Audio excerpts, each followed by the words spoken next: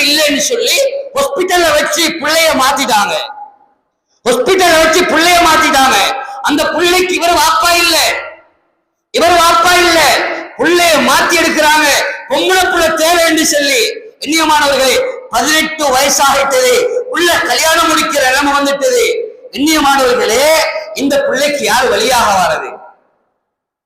இந்த பிள்ளையுடைய வாப்பா யார் என்று ஆரம்ப கட்டத்திலிருந்து தெரிஞ்சு வச்சிருக்கணும்.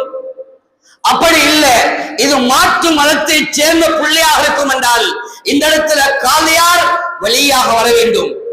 அதெல்லாம வேற யாரும் வழியாக வர முடியாது. வழி என்பது வாப்பாவுடைய பக்கத்துல மட்டும்தான் வழி, உம்மாவுடைய பக்கத்துல வழி இல்ல.